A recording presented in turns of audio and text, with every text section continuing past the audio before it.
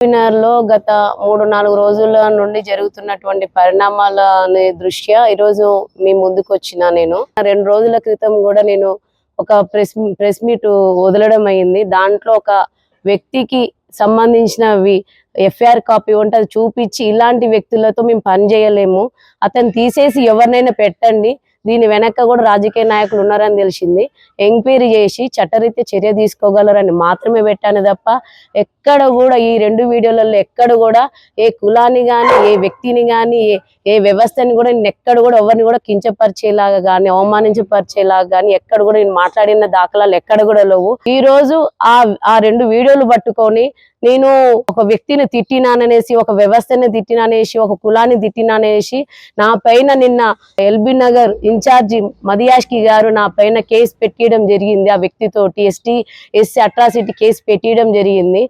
అంటే క్వశ్చన్ చేస్తే నా పైన ఇట్లాంటి అరాచకాలు చేయడం, అట్రాసిటీ కేసు వేయడం, ఒక మహిళ మీద అట్రాసిటీ కేసు వేయడం అనేది చాలా ఘోరమైన విషయం. మదియాష్కి గారికి చెందింది, అది కూడా ఒక మహిళ పైన కుట్రపూరితంగా వేయడం అనేది జరిగిందన్న.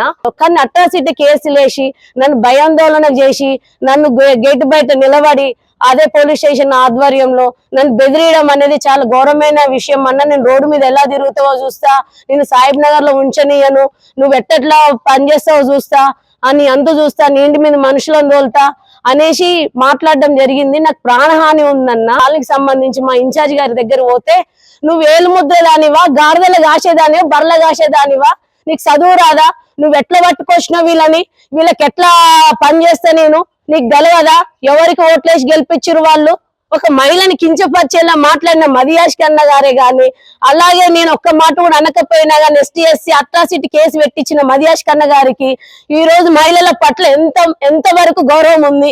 ఇంకో విషయం అన్న, నేనంట ఈ కాలు దుమ్ము కూడా సరిపోనంట, ఇన్ఛార్జి గారి కాలు దుమ్ము కూడా పనికి రానంట. అంటే మహిళలు మదియాష్ కన్న గారి కాలు దుమ్ము కింద కూడా సరిపోమని అనడం అనేది చాలా దుర్మార్గమైన పరిస్థితులన్న. మా ఎల్బీ నగర్ మహిళలము అంటే పాటలు పనిచేసే మహిళలు కాలు దుమ్ము కూడా సరిపోమా? మదియాష్ కన్న గారు, ఈ సందర్భంగా నేను మీకు చెప్తున్నా, మేము కాలు దుమ్ము కూడా సరిపోమా అన్న మీకు? మరి ఎందుకన్నా మహిళా మనులకి 50% కావాలని రాహుల్ గాంధీ గారు కొట్లాడుతున్నారు, అక్కడ ఆయన అట్లా కొట్లాడుతుంటే మీరు ఇక్కడ కాలు దుమ్ములతో సంబోధించేటట్టు మాట్లాడిస్తున్నారు ఏందన్నా? నా పాటలు పనిచేసే ఆడపిల్లలంతా చులకనా మీకు?